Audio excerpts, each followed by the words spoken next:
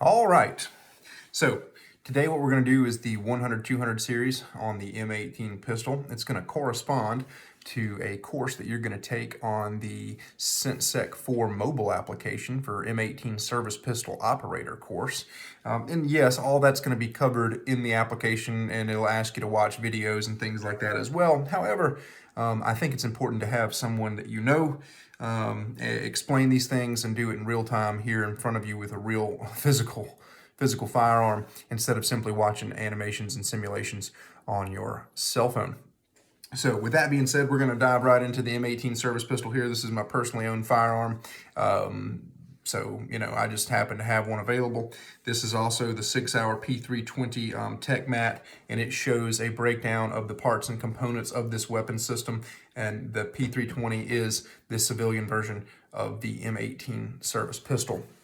So this breakdown and schematic here is actually the pistol you're using as well. So this is a pretty useful tool. And I figured we could do that here with this in the background while we do our demonstration in the foreground. Now, this particular pistol, I'm not going to spend too much time going over stats and information because, like I say, that's going to be in the application, the test you're going to take, and the certificate that you're going to submit. What I want to do is make sure in this particular module that you know how to perform the functions that this firearm can do. Okay, that's the most important thing, is user safety. So first off, we need to start out with the universal firearm safety rules.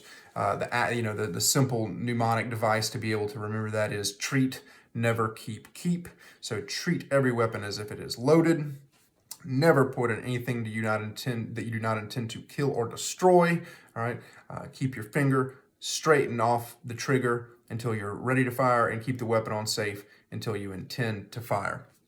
So if you follow treat, never keep, keep, and really bear down on those 4 universal firearm safety rules, it makes it very difficult for you to have any sort of accidental discharge or a negligent discharge, and there is a difference, that is going to be life-threatening or cause serious bodily harm or destruction of property that isn't, a minor thing, right? So these are mechanical devices. Mechanical devices can fail. It's pretty rare, but they can fail. So that's why the 4 universal firearm safety rules are imperative, because not only do our brains sometimes make mistakes, mechanical tools can also fail.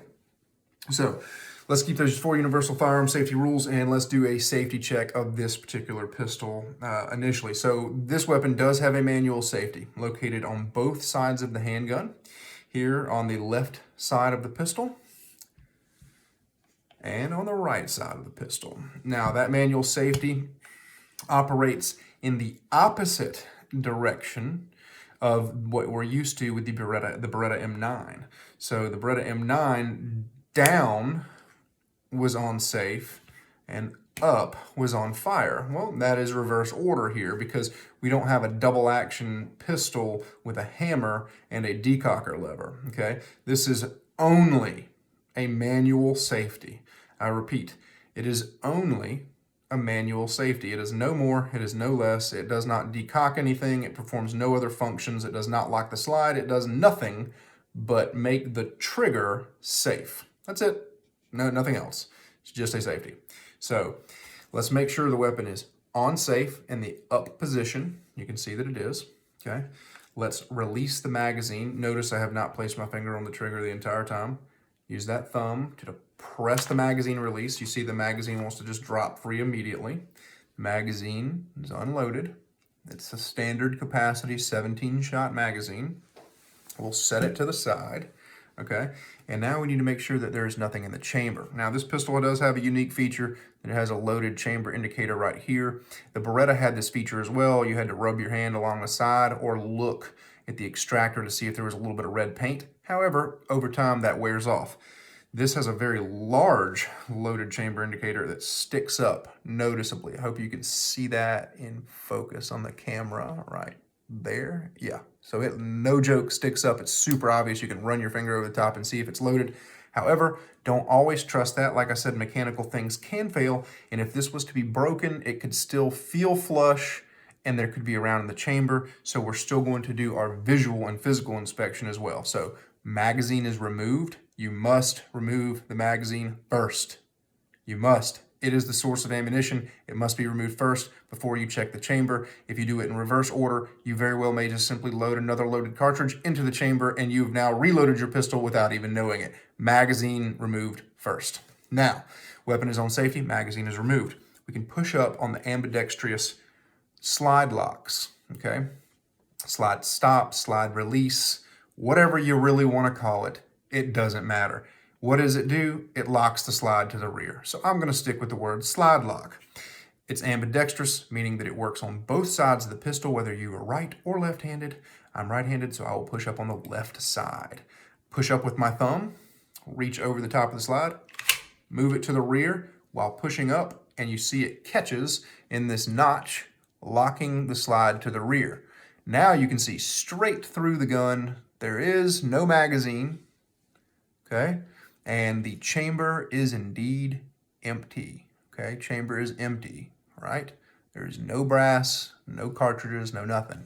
Now you can see that loaded chamber indicator as I told you earlier. See how that works, and it is pushed up if there is a bullet in the chamber, but clearly that thin piece of metal could break. Therefore, you cannot only trust the loaded chamber indicator. It's a good way to verify that you are loaded. To me, I look at it that way. It's not to know if I'm loaded or if not, it's not to know if I'm unloaded. It's just to know that I'm loaded, okay? But I still would physically and visually verify. So we've now visually verified. Let's physically do it. There is no magazine, okay? And there is no brass. There is no cartridge in the chamber. So this weapon is now in a safe condition. There is no ammunition right here on the table. The magazine is set off to the side. We are good to go. So we can start talking about the weapon itself. All right, so like we said, there's that safety lever. You can see I'm operating it from the opposite side, okay? Here's me operating it here. It's ambidextrous, all right? It works on both sides. Yay for lefties. Okay, so does the slide stop lever. You have the extractor, loaded chamber indicator, and this top plate here is one big piece with your rear sight. It's non-adjustable. It does have wonderful tritium vials in it. That tritium glows in the dark. It's radioactive mildly. So you can see it's called night sights, right? Front sight has the same thing. It is windage driftable. You can drift it from one side to the other in this dovetail to sight your pistol in, but they should be sighted in from the factory, from Sig Sauer. All right. Now, we'll go through the nomenclature of the pistol and show you how to do a quick field strip, okay?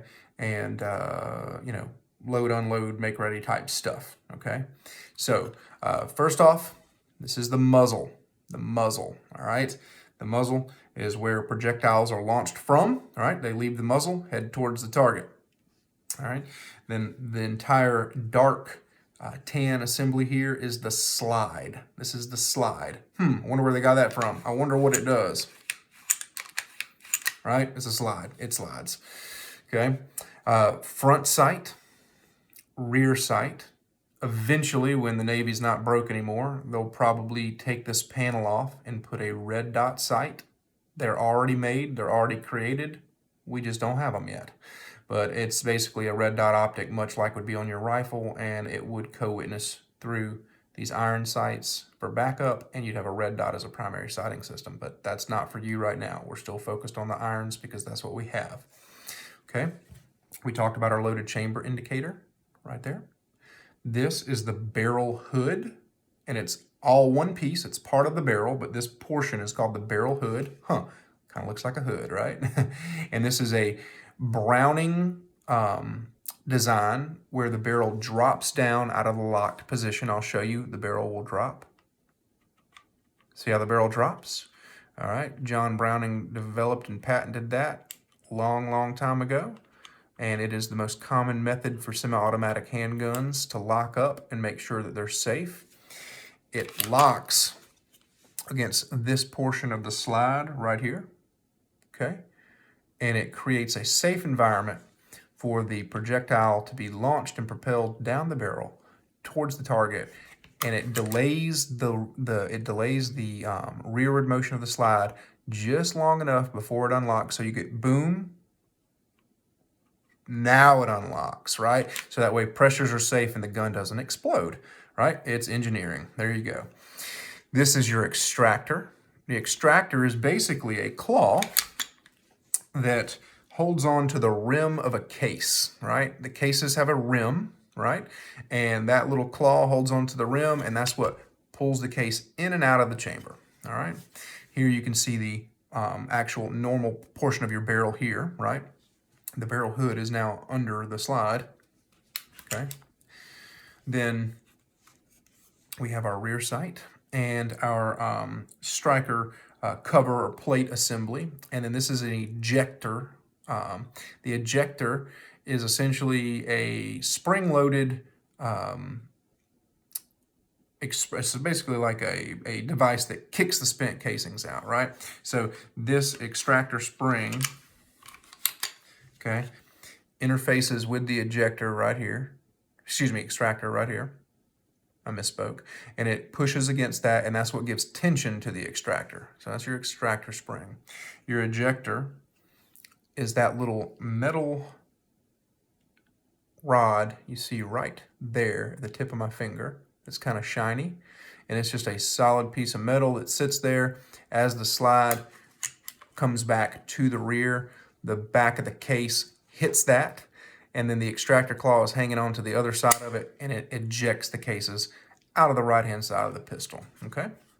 So this is your little striker assembly cover. This is not a hammer-fired gun. It is a striker-fired gun, okay? What does that mean?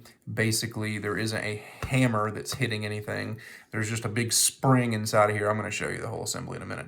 There's a big spring inside of here, and there's a sear notch that holds pressure back on the spring. When you pull the trigger, the sear drops out of the way. The spring pushes a little firing pin forward and smacks the back of the cartridge, igniting the primer and sending the projectile downrange. Now, we have the grip frame. And what makes this weapon modular is the fact that this thing can be disassembled and the grip frames can be changed out to different colors, different sizes, and all sorts of cool things. It has a Picatinny accessory rail. It's a 1913 Picatinny rail. You can put all sorts of cool stuff, lights, lasers, right, on that accessory rail. You guys are never going to get any of that cool guy stuff, so I hate to break it to you. This is your disassembly lever, okay? Magazine release, trigger guard. I wonder what that does, right? Trigger guard. Grip, magazine well, right? Magazine well, clearly an unloaded magazine. I wonder where the magazine goes. Into the well, right? Magazine well. This is a lanyard loop, okay? Right, what do you do with a lanyard loop? You strap a lanyard to it, okay? So you don't lose your gun in the heat of combat. Now, let's do a quick, basic field strip of the pistol. What you're gonna wanna do is lock the slide to the rear. So we've already verified this gun is unloaded. That was clearly an unloaded magazine, but we're gonna do it one more time, weapons on safe, lock it to the rear, no magazine is inserted, nothing is in the chamber. I'm even gonna physically feel there's nothing. It's unloaded, okay? No ammunition on the table. Now, you're going to rotate this takedown lever a little more than 90 degrees, okay? So, all right, that would be 90. We're gonna keep going a little further, like that, okay? So maybe 120 degrees, 135, something like that. All right, once it's rotated and it follows that entire track, you see that little semicircle track, all right, and it'll stop. All right, it won't go any further. You can now disassemble this pistol when you release the slide, okay? Don't just release the slide. This thing's gonna come shooting off the front of the gun. That's not cool, right? You just grab it firmly and control the slide assembly away from the grip frame assembly, okay? So now we've got two components. Some might call it an upper and a lower. Technically, slide assembly, grip frame assembly, right? Grip frame, because it's a grip and the frame is contained inside of it, okay? The frame is this metal stuff you see here with its other little accoutrements. The grip is this plastic piece that it all sits in. Slide assembly. It's the slide and all of its goodies that go to make a fully functioning and operating pistol. So let's remove the recoil spring. This is a dual captured recoil spring. You see what I just did? I used my index finger to control it, all right? And I just simply compress the spring a little bit and lift it up, and the spring comes out, all right? But notice it can only go one way. All right, it can only go one way, so you can't mess that up. Please don't mess that up. It's not like the Beretta that could go in any direction as far as 360 degrees rotation. This has to go vertical, in a vertical orientation, but I'll show you later. It's dual recoil springs, 1, 2, and they're captive. See how the spring doesn't fly off? It's all captured by this end and this end, so it's not dangerous. It won't smack you in the face or anything. Okay, the barrel. All right, here's the locking block of the barrel. It's the part that juts out here. You push the barrel forward just a little. See how it came forward just a little bit? And then you lift up and remove the barrel. Here is your barrel, okay? Like I said, just refer to the training that you're gonna do on the operator course. It's gonna give you a certificate and everything, all right, for the specs on this thing, all right? Basically, this is about the equivalent of a Glock 19, but it has a Glock 17 size grip. I know a lot of you are familiar with those pistols, so that's why I'm giving you that. It's about Glock 19 barrel size, Glock 17 grip size. Okay. So, enough said. Here's the barrel. It's all one piece. It's the barrel hood, barrel, muzzle, chamber, okay? See the chamber. This is called a feed ramp.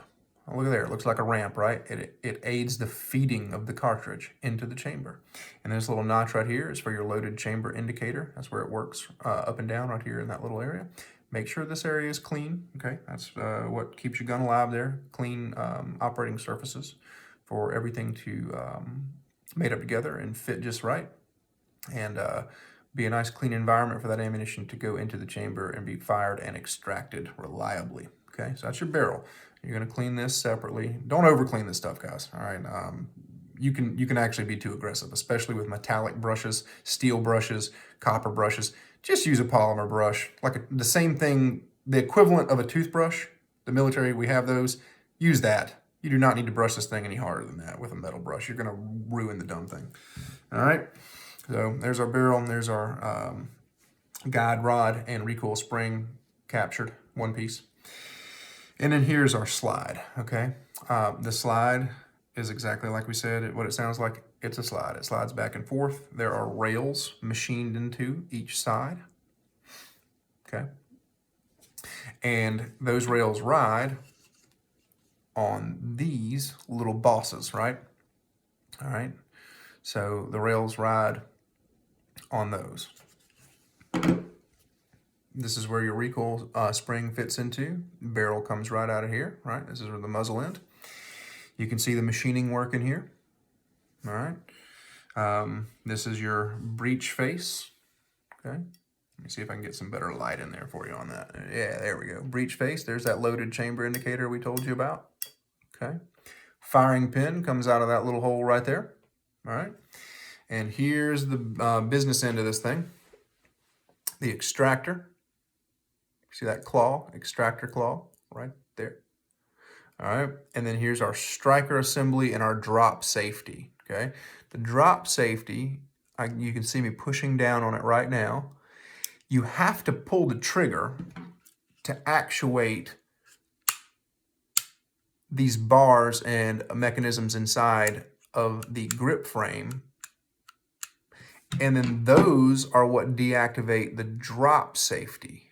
All right, so in other words, if you just drop the pistol onto concrete, it won't just go bang, right? This is in the way of the firing pin. I'll try and demonstrate that for you. All right, I'm gonna put forward pressure on the striker assembly, but you see it can't go forward unless I push the drop safety in, watch. Once I push the drop safety in, the firing pin can go all the way forward. Watch what happens when I release it. Now it's locked to the rear again. It can't go forward unless I pull the trigger and release it. All right, once I pull the trigger and release it, you can see the firing pin is exposed on the breech face. But without that being pushed, it does not work. Okay, does not work.